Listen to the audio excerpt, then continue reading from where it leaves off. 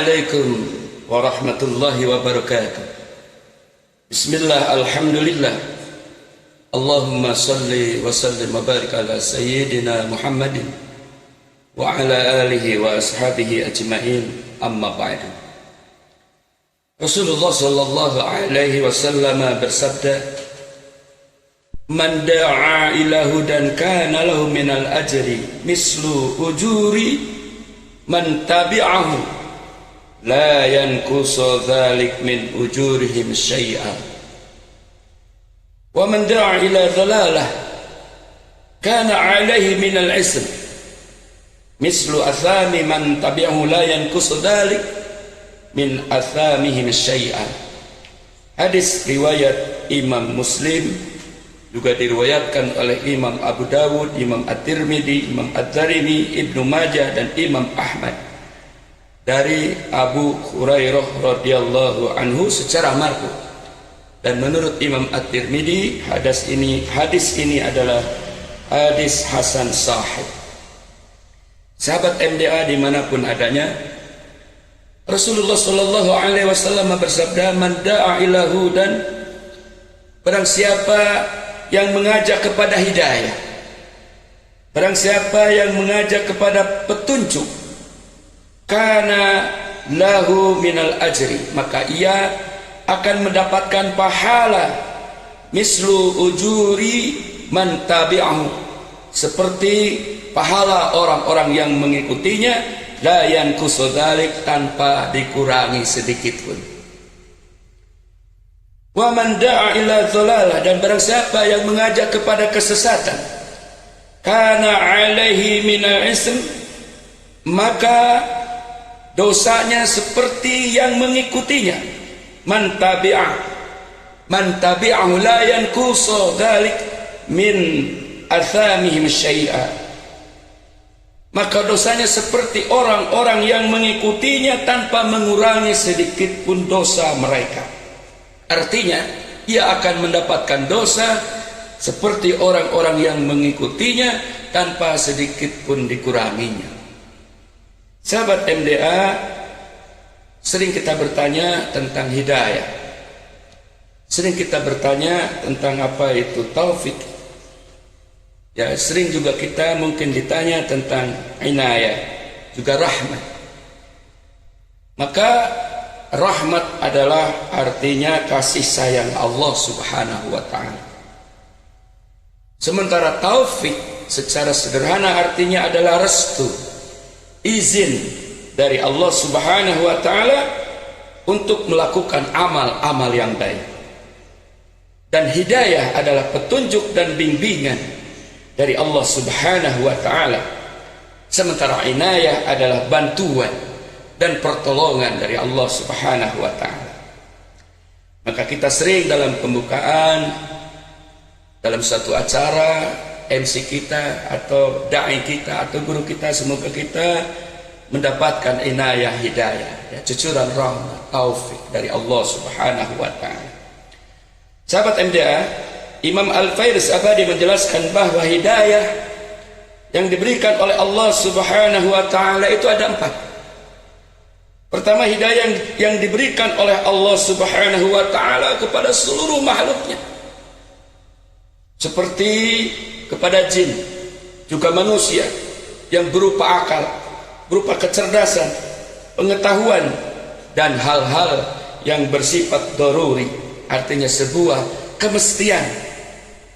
Sebagaimana firman Allah subhanahu wa ta'ala, qala rabbuna alladhi a'ta kulla syai' khalaqahu summa huda. Nabi Musa berkata, ya Rabb kami, ya Rabb kami yang telah memberikan kepada tiap-tiap sesuatu bentuk kejadiannya, kemudian memberinya petunjuk. Di surah Toha pada ayat yang ke-50. Yang kedua, ada hidayah yang dibawa dan diemban oleh para nabi, yang dijelaskan kepada manusia dan jin. Ini sebagaimana firman Allah subhanahu wa ta'ala, wa ja'alnahum a'immatu yahduna bi amrina. Kami telah menjadikan mereka itu sebagai pemimpin-pemimpin yang memberi petunjuk dengan perintah kami. Surah Al-Anbiya pada ayat yang ke-73. Kemudian ada ketiga, hidayah berupa taufik untuk tunduk dan mengikuti kebenaran. Hidayah ini dikhususkan bagi hamba Allah yang beriman, yang menerima syariat Allah, yang menerima syariat Allah Subhanahu wa taala, sebagaimana firman Allah Subhanahu wa taala, "Wa may yu'min billahi yahdi qalbah." Dan barang siapa yang beriman kepada Allah, niscaya dia akan memberi petunjuk kepada hatinya. Al-Quran surah At-Taghabun pada ayat yang ke-11. Kemudian yang keempat, ada hidayah untuk masuk ke dalam surga pada hari kiamat. Inilah yang dimaksud dengan firman Allah Subhanahu wa taala, "Alhamdulillahilladzi hadana lihada." Segala puji bagi Allah yang telah menunjuki kami kepada jalan surga. Al-A'raf pada ayat 43. Sahabat MDA, maka keempat tingkatan hidayah ini sifatnya bertahap.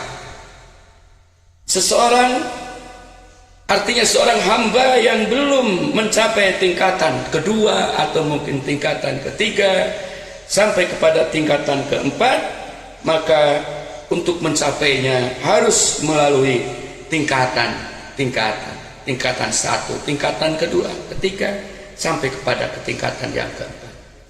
Maka sebetulnya potensi Allah Subhanahu wa taala, artinya potensi dari Allah Subhanahu wa taala sudah diberikan kepada seluruh makhluknya.